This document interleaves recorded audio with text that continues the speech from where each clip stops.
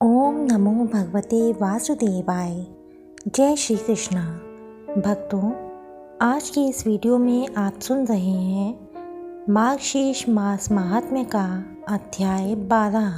इस वीडियो में सुनिए श्रीमद् भागवत गीता के 13वें अध्याय का महात्म्य। श्री महादेव जी कहते हैं, पार्वती, अब 13वें अध्याय की अगाध महिमा का वर्णन सुनो। उसको सुनने से तुम बहुत प्रसन्न हो जाओगी। दक्षिण दिशा में तुंगभद्रा नाम की एक बहुत बड़ी नदी है। उसके किनारे हरिहरपुर नामक रमणीय नगर बसा हुआ है। वहाँ हरिहर नाम से साक्षात भगवान शिव जी विराजमान हैं, जिसके दर्शन मात्र से परम कल्याण की प्राप्ति होती है। हरिहरपुर में हरि दीक्षित नामक एक ब्राह्मण रहते थे, जो तपस्या और स्वाध्याय में संलग्न तथा वेदों के पारगामी विद्वान थे। उनकी एक स्त्री थी, जिसे लोग दुराचार कहकर पुकारते थे। इस नाम के अनुसार ही उसके कर्म भी थे। वह सदा पति को कुवाच्य कहती थी। उसने कभी भी उनके साथ शयन नहीं किया। पति से संबंध रखने वाले जितने लोग घर पर आते, उन सबको डांट बताती और स्वयं कामोन्मत्त होकर निरंतर व्यभिचारियों के साथ रमण करती थी। एक दिन नगर को इधर उधर आते जाते हुए पूर्ववासियों से भरा देख उसने निर्जन तथा दुर्गम वन में अपने लिए संकेत स्थान बना लिया। एक समय रात में किसी कामी को ना पाकर वह घर के किवाड़ खोल नगर से बाहर संकेत स्थान पर चली गई। उस समय उसका चित्त काम से मोहित हो रहा था। वह एक एक कुंज में तथा प्रत्येक वृक्ष के नीचे जा जाकर किसी प्रियतम की खोज करने लगी, किंतु उन सभी स्थानों पर उसका परिश्रम व्यर्थ गया। उसे प्रियतम के दर्शन नहीं हुए। तब उस वन में नाना प्रकार की बातें कहकर विलाप करने लगी। चारों दिशाओं में घूम घूम कर वियोग जनित विलाप करती हुई उस स्त्री की आवाज़ सुनकर कोई सोया हुआ बाघ जाग उठा और उछलकर उस स्थान पर पहुंचा जहां वह रो रही थी। उधर वह भी उसे आते देख किसी प्रेमी आशंका से उसके सामने खड़ी होने के लिए ओट से बाहर निकल कर आई।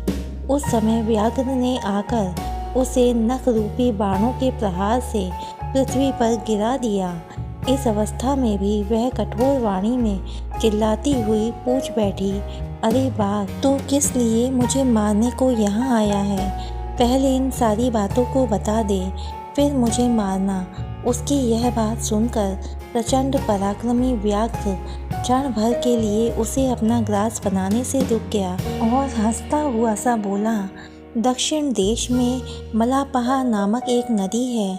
उसके तट पर मणिपर्णा नगरी बसी हुई है। वहाँ पंचलिंग नाम से प्रसिद्ध साक्षात भगवान शंकर निवास करते हैं। उसी नगरी में मैं ब्राह्मण कुमार होकर रहता था। नदी के किनारे अकेला बैठा रहता और जो यज्ञ के अधिकारी नहीं हैं, उन लोगों से भी यज्ञ कराकर उनका अन्न खाया करता था। इतना ही नहीं, धन के लोभ से मैं सदा अपने वेद पाठ के फल को बेचा करता था। मेरा लोभ यहाँ तक बढ़ गया था कि अन्य भिक्षुओं को गालियाँ देकर हटा देता और स्वयं दूसरों को नहीं देने योग्य धन भी बिना दिए ही हमेशा ले लिया करता था। ऋण लेने के बहाने मैं सब लोगों को छला करता था। उसके बाद कुछ काल व्यतीत होने पर मैं बूढ़ा हो गया।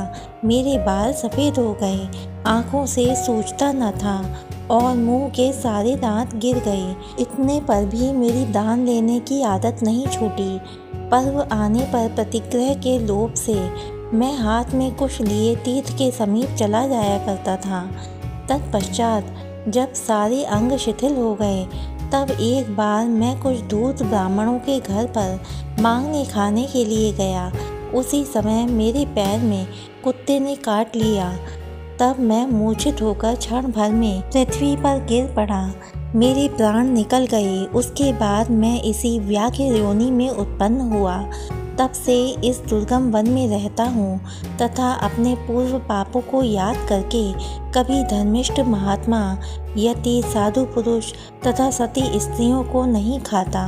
पापी, दुराचारी तथा उल्टा स्त्रियों को ही मैं अपना भक्ष्य बनाता हूँ। अतः उल्टा होने के कारण तू अवश्य ही मेरा ग्रास बनेगी। यह कहकर वह अपने कठोर नखों से उसके शरीर के टुकड़े टुकड़े करके खा गया। इसके बाद यमराज के दूत उस पापिनी को संयमनी पुरी में ले गए। यहाँ यमराज की आज्ञा से उन्होंने अनेकों बार उसे विष्ठा, मूत्र और रक्त से भरे हुए भयानक कुंडों में गिराया। करोड़ों कल्पों तक उसमें रखने के बाद उसे वहाँ से ले जाकर 100 मनवंतरों तक रौरव नरक में रखा। फिर चारों ओर मुंह करके दीन भाव से रोती हुई उस पापनी को वहाँ से खींचकर दहनानन नामक नरक में गिराया।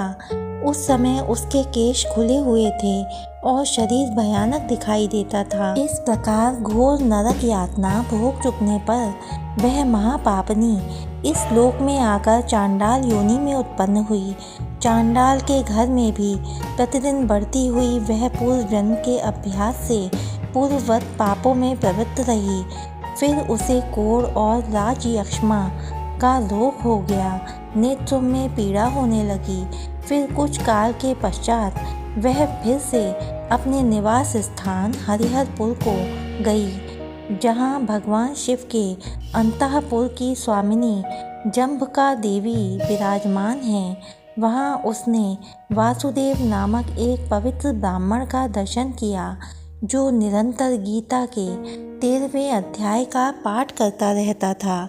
उसके मुख से गीता का पाठ सुनते ही वह चांडाल शरीर से मुक्त हो गई और दिव्य देह धारण करके स्वर्ग लोक में चली गई। जय श्री कृष्ण। भक्तों, एक बार की बात है, अर्जुन श्री कृष्ण से कहते हैं कि मैं इतना कुछ करता हूँ और इतना दान करता हूँ, फिर भी दानवीर कर्ण क्यों बोला जाता है? इस ब्रह्मांड में सबसे बड़ा दानवीर जो कर्ण है और मुझे क्यों नहीं बोला जाता? अब कृष्ण इस बात पे मुस्कुरा जाते हैं। श्री कृष्ण अर्जुन को बोलते हैं, चलो मेरे साथ। वो अर्जुन को दूर एक जगह पर लेकर जाते हैं, जहाँ पर एक बहुत बड़ा पहाड़ होता है। और श्री कृष्ण जैसे ही वो पहाड़ को छूते हैं, पहाड़ पूरे का पूरा सोने का बन जाता है। और वो अर्जुन को बोलते हैं कि ये पहाड़ मैं तुम्हें देता हूँ और इस सोने को तुम लोगों के बीच बांट दो। अब अर्जुन वहाँ खड़े हो जाते हैं और आसपास के गांवों में घोषणा कर देते हैं कि मैं अर्जुन सोना बांटने वाला हूँ और आप सबकी ज़रूरतें पूरी हो जाएंगी और आप आएँ और सोना लेकर जाएं। अब अर्जुन रोज़ सुबह से शाम तक सोना बांटने लग जाते हैं। अर्जुन रोज़ सोना बांट रहे होते हैं और लगातार सोना बांट रहे होते हैं, तो अर्जुन थक जाते हैं और थक जाने के बाद अर्जुन बोलते हैं, मैं इतना सोना दे रहा हूँ, अब जिस व्यक्ति की जितनी ज़रूरत होती है वह उतना सोना लेकर जाता है। फिर भी एक व्यक्ति बोलता है, मेरे घर में शादी है, तब अर्जुन बोलते हैं, तुम ज़्यादा सोना लेकर जाओ। कोई व्यक्ति बोलता है, मेरे घर में मेरी माँ बीमार है, तब अर्जुन उन्हें भी ज़्यादा सोना दे देते हैं।